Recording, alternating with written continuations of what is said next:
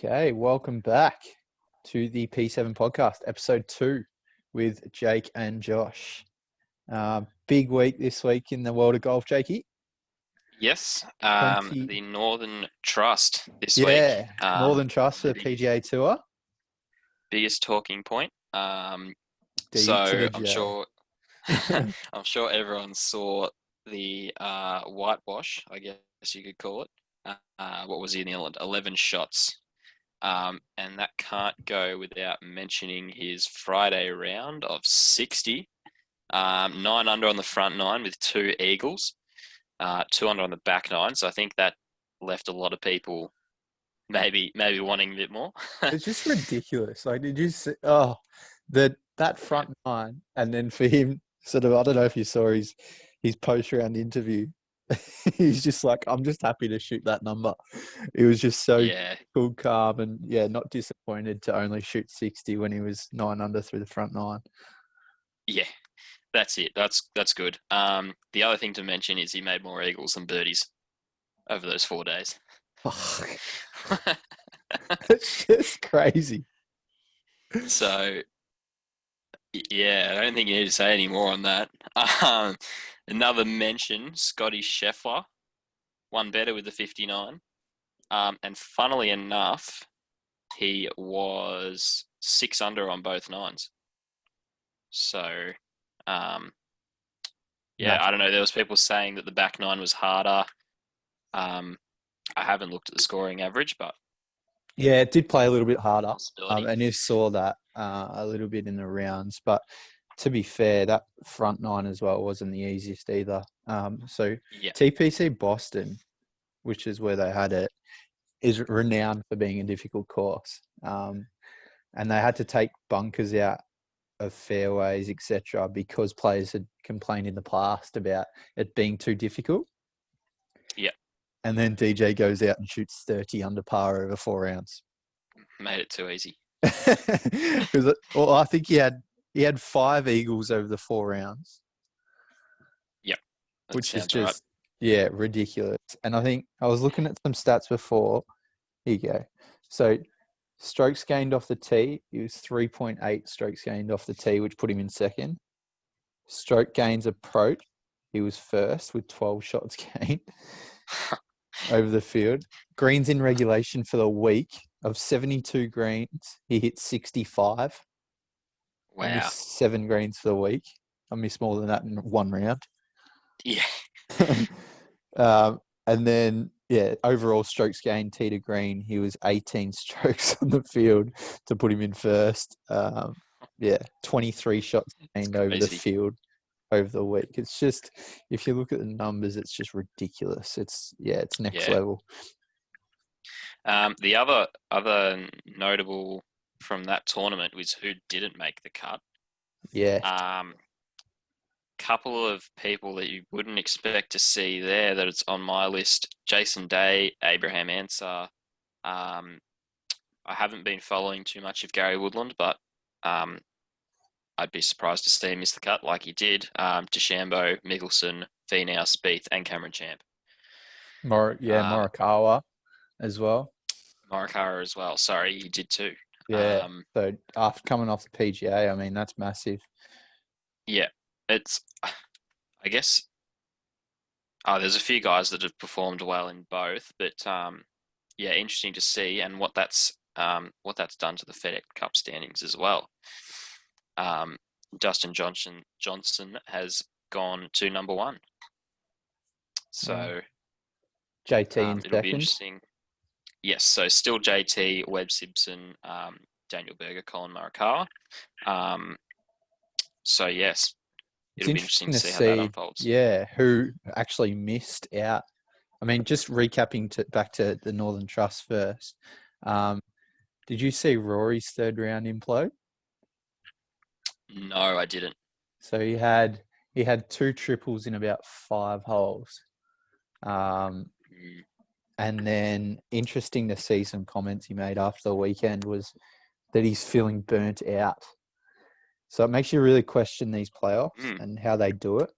I think because they've packed the front end of this PGA season in so tightly. I mean, the end is always a little bit busier, but week after week for so long, it's pretty tough. It is, yeah, and it has to be tough on the players, and I get it.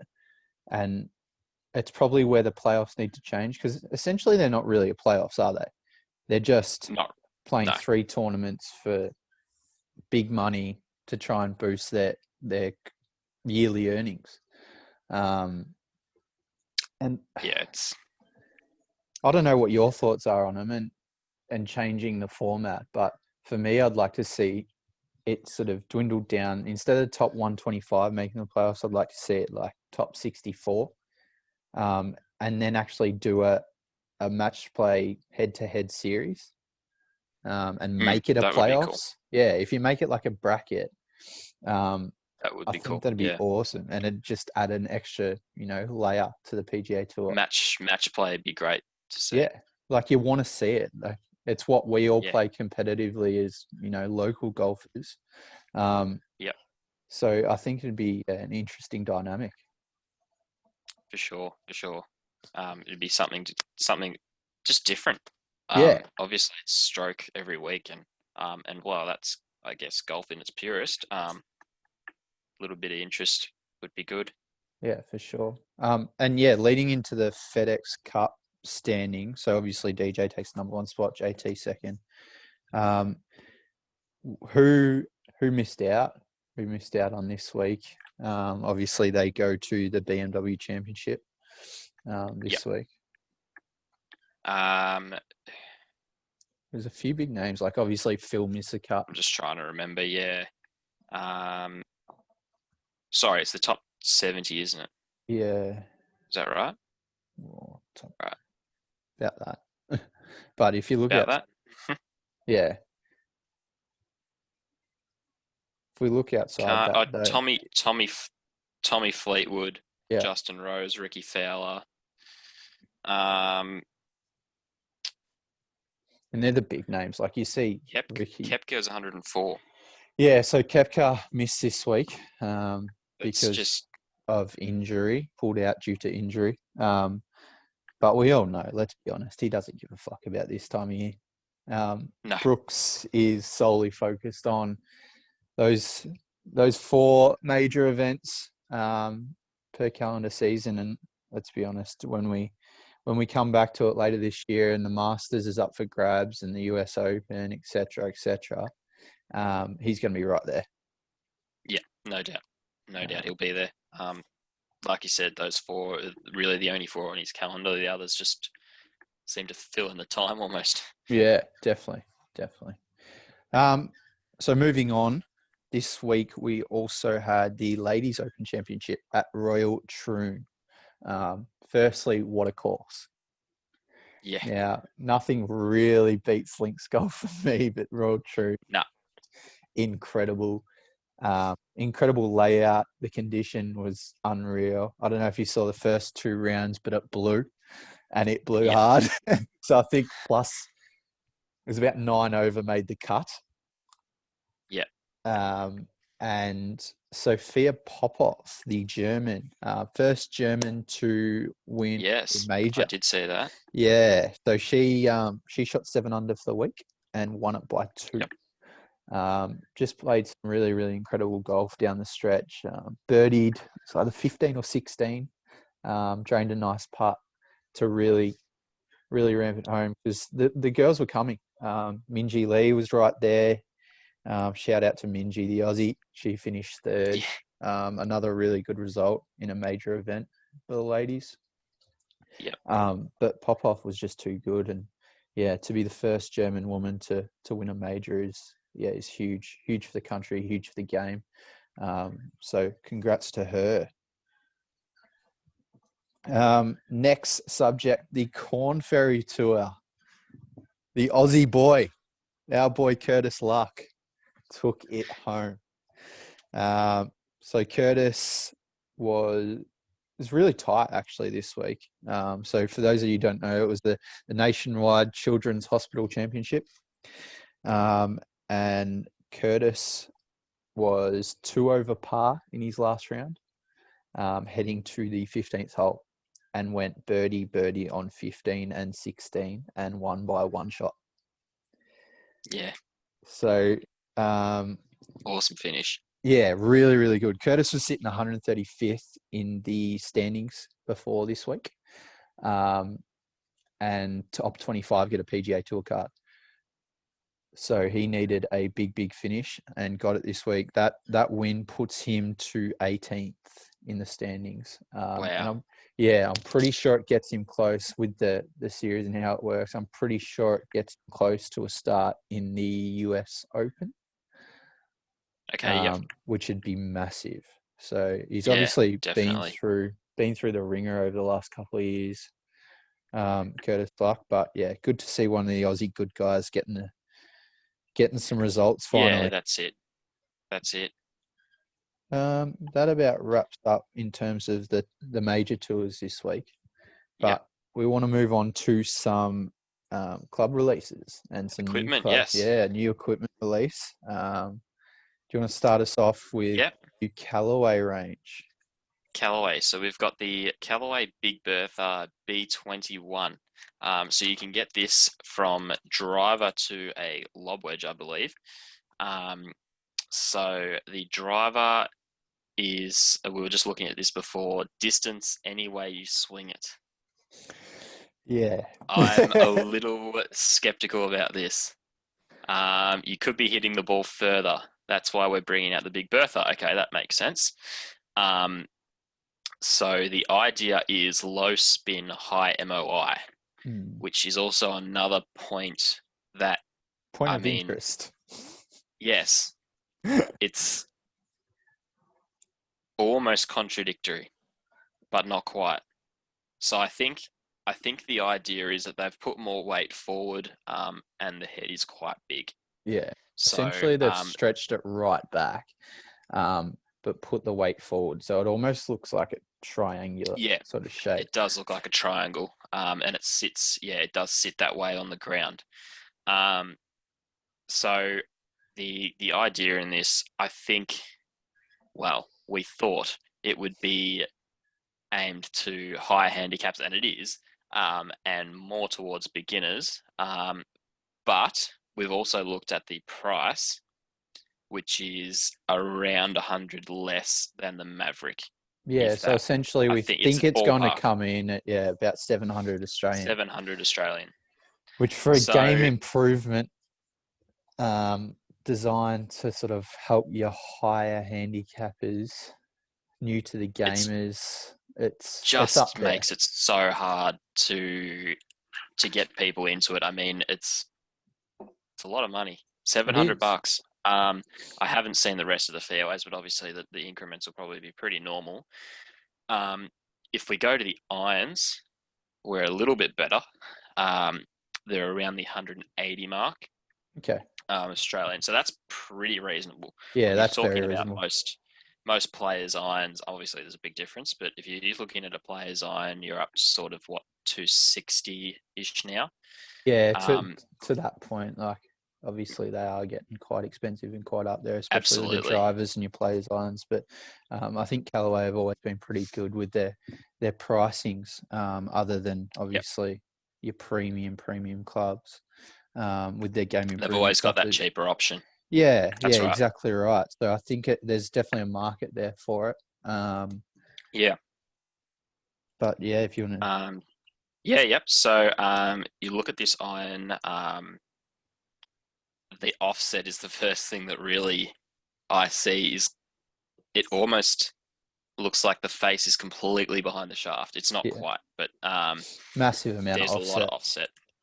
Obviously. Big chunky top line, long blade, big sole, all that kind of thing. Stronger lofts. They are using the AI technology for the face that they use in their drivers. They're also saying improved turf interaction from the shaping, easy to launch from the tungsten in the bottom, deepen the CG, and pure feel from urethane microspheres. That's the idea of absorbing vibration and that kind of thing.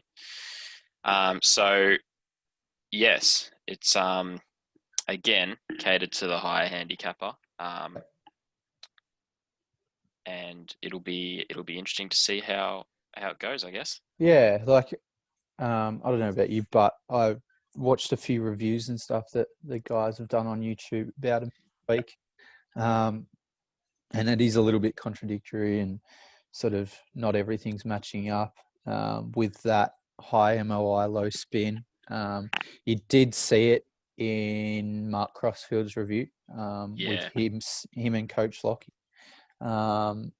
If you haven't seen it, go have a look. But the interesting thing about that was that, to just quickly jump in, was that it actually suited Lockie quite well. Yeah, which is a bit weird. But he has tended to struggle with the right miss as a right-handed player. So this is essentially what it's trying to eliminate. And he found that, I think he was going to test it a bit more, but potentially going in his bag as a pro. I mean, it's interesting. Yeah, it's very interesting, and to see those results of that low spin, pretty promising. But then on the other hand, you have the review done by TXG. The guys there, and they didn't seem to see it. There's probably a little bit more club head speed and that in play, but they did try to swing it a little bit easier. But they weren't getting those low spin as much.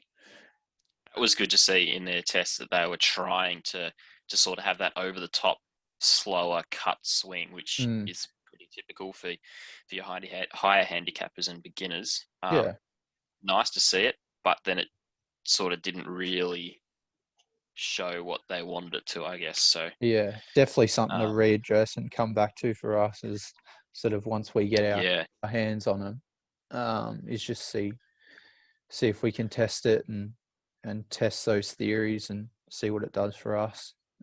It'll be interesting to see. Yeah. The other one this week is the new Mizuno iron range, Maxi. Yes.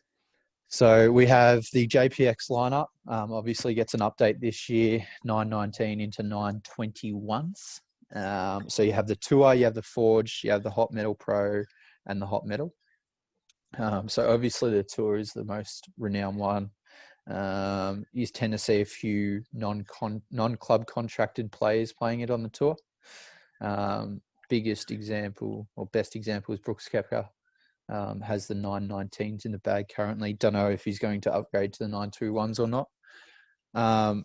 But essentially, this just keeps up with the Mizuno traits of just looking incredible.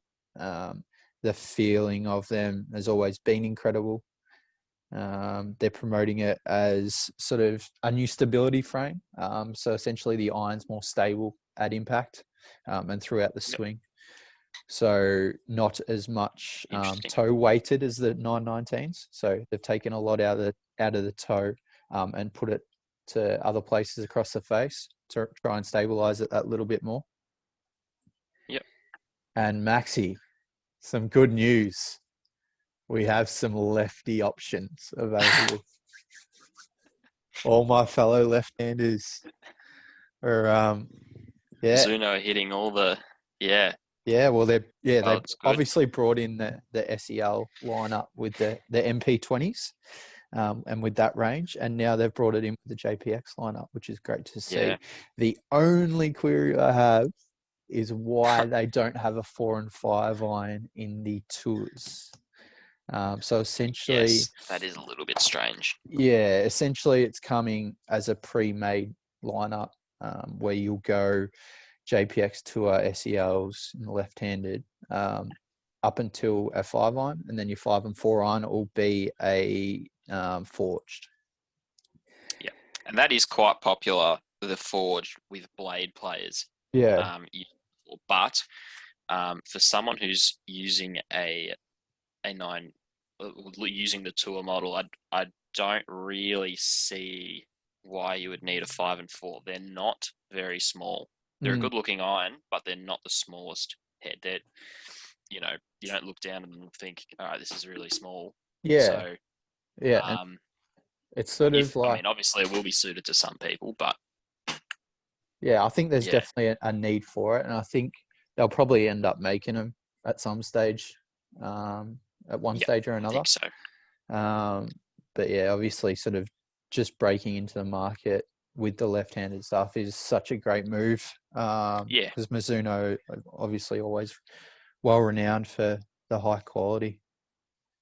that's it. And they do have a similar situation in the MP20, although they start at the 4 iron instead of the 5 iron, Yeah, where they go to the HMB. So that's yeah, a little more it's a little reasonable. better.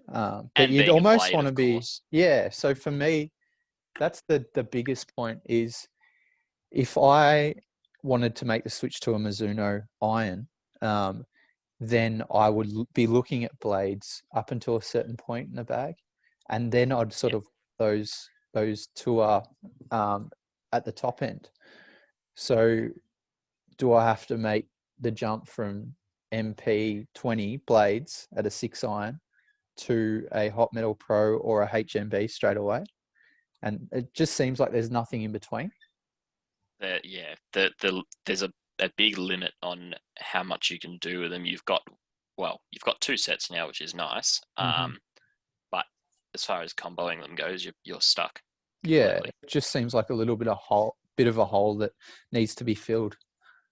Yeah, yeah. Um, Interesting to see how well they do, not yeah, having the left-handed market before. So if they do very well, I think that whatever the next MP is and JPX, they might have some more options for blending. yeah, for sure. But yeah, Um, looks like they're going to come in at 162.50 US dollars per iron, yep. which in the current market works out to be about 225 Australian. So whether that's set or not, I'm not sure. But if they're at that price point, then Mizuno's have been very reasonable this year. yeah, I think I see that doing quite well, to be honest. Like for what they're not over they the top are, at all. no, for what they are an incredible iron. Yeah, Um, the Japanese metals, it's just, and we've both hit them. They feel pretty much incredible. as good as it gets. Yeah, softer Um, iron you can sort of play, especially in the 20s. yeah, Obviously, the JPX lineup is, not as soft as the blades, but just yeah, incredible feeling clubs. Always have been, or hopefully always will be. yep, that's it. Just another thing before we end on the Mizuno irons, the excluding the tour range, so the Forge, the Hot Metal Pro, and the Hot Metal are actually going to be 1 degree stronger than the previous models. Okay, Since the yeah, 919. So sort of moving forward to where the other manufacturers are in terms of yeah. going stronger with those game improvement and sort of those chunky irons. They're pushing those sort of lofts a bit stronger as well, which seems to be the way forward. If you want It traditional lofts, you does, obviously go yeah, to your traditional lofted clubs. it does make sense. I did question the HMB whether that would be too strong. Yeah, Um, Having looked at the tour and myself, 17 degrees is half a degree more than my forward, which, it is strong, but in saying that, they don't rock it off the face. mm, They perform quite well. So it probably does work, to be honest. yeah, I think it's just what people make of it and say, oh, well, it's not really a 2 iron, it's a 1 iron, or, you know. yeah, for sure. Um, So, some news dropped this morning. I don't know. We did speak about it a little bit, and it was released on Golf WRX. So, some photos came to light, and then some information came out that the Ping G425 range has been released or not released, sorry, been added to the USGA's conforming list. Um, big news. So if you haven't seen the photos, jump online to golfwrx.com and have a look. But first impressions, Maxi? Yeah, I mean, the previous driver was awesome. I think Mm, everyone loved that. Everyone who hit it, um, really good club. It looks pretty similar from the bottom. We haven't seen it from the top yet. Yeah. To me, the bottom's the bottom. It looks fine. That's all that matters to me. As long as it looks nice and clean, like the last one from the top. I got no issue with the fins. I can't remember what they called them. I think, it makes it ping, and it looks good. So hopefully it's just another step in the same direction as the last one. Yeah, well, they've actually they're going to release a max version as well. So they're going to have the LS Tech and there's SF Tech as well. So the straight flight technology like they had in the G410. And then they're releasing a max head as well, which will be interesting. Max seems to be the the popular one that everyone's got something. Max, we've got 3 of them now. Yeah, well, you look at Callaway, TaylorMade's, now the Pings. There's all the Max range, so I think there's a need for it. And you see a few tour players, sure. Especially in the fairway woods, that are gaming a lot more of the Maxes now. So DJ this week actually had, I think he had a 3 and a 5 wood in the Sim Max, which is interesting. I think he was playing the 7 wood actually. The 7 wood, was it? I think he was playing the 7 wood, yeah. Okay. He obviously has the 3 iron and played 3 on the butter knife. Yeah. I think DJ's actually, he changes that part of his bag a lot. Yeah, he we've does. seen him the last couple of weeks. He's got a 4 hybrid as well that sort of comes in and out of the bag. So, I mean, it's good to have that option, playing different courses and definitely. Guess finding what sets up for him on the course. Yeah. So it'd be interesting to see where Ping go with their marketing promotions and stuff in regards to release dates for this one. But yeah, looking forward to getting a hold of it and testing it eventually. It'll be fun. So this week for the PGA Tour, mate, they are obviously going to the BMW Championship. Yes. Yeah. Thoughts on who you think's going to win? It's tough now, isn't it? Because we've seen guys that have been pretty consistent, and then a few of them fell off last week. So, we mentioned about Rory. Is it getting to the end of the season and everyone is just exhausted? Or was it just the course? We'll see. But again, DJ last week was solid. Obviously a massive win this week, so he's a man to beat for sure. Definitely the man to beat. And like a lot of the guys said, if he's in form, I don't know if you saw Kevin Kisner's tweet. I think he said, if DJ's on, I just try and add to my bank account. Yeah, I just try and get as close to him as possible. So, who knows? If he's on next week, I think the guys will just be trying to add to the bank account. Yeah, definitely. And stay in touch with the FedEx Cup. So it'll be interesting to see sort of who can really step it up this week and make a run at him, because obviously he's the man to beat in the FedEx Cup now. And your likes of Morikawa and Justin Thomas sitting right behind him. I think it's going to get pretty interesting. I haven't seen the course myself, but Olympia Fields, from what I'm hearing, it's going to be pretty interesting. Got to be pretty interesting to watch for sure. So make sure you tune in, I reckon. Yes, it'll be, well, like we said, there's a lot of guys there that could take it out. And obviously there's some stepping up now at the end of the season, some falling off. So I think it'll make for a really tight finish. Yeah. Can we just address our picks from last week too? Horrible by us. I had Tony Finau, who didn't make the cut. Oh, yes, that's true. Thanks, Big Tone. And I think you went Bryson, didn't you? Who did he make the cut? I don't think he did. No, he didn't. No, he didn't make the cut. Yeah, Tony, I forgot Tony didn't make the cut. Oh, so don't destroy our picks, whatever you do. Absolutely not. I mean, DJ's got to be a safe pick. You'd think so. He's going to be up there unless he just sort of blows the boiler again. The other one that's worth a mention is Alex Noren. Yeah, okay. You're very consistent. I love him. Yeah.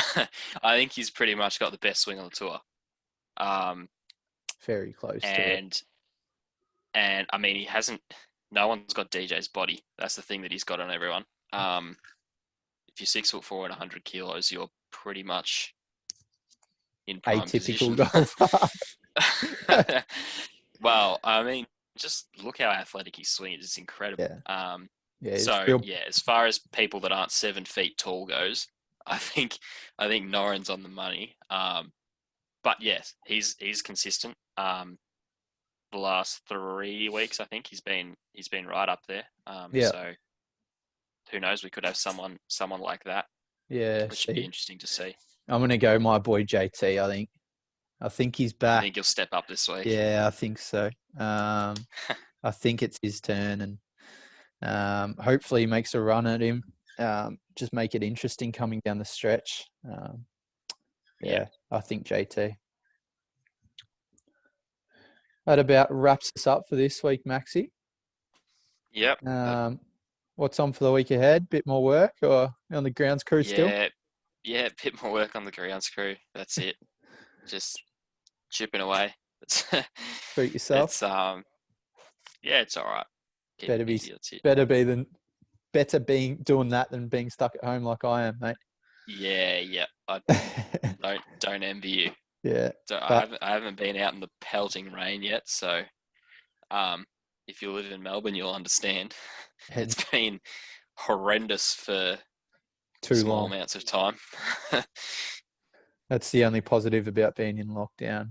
We've had it at the perfect timing because the weather has been rubbish. Yeah, the course is wet. yeah, no doubt about it. But yeah. All right, we'll be back next week reviewing all things BMW champs. Come on, JT. DJ. Thanks, guys. See you next week.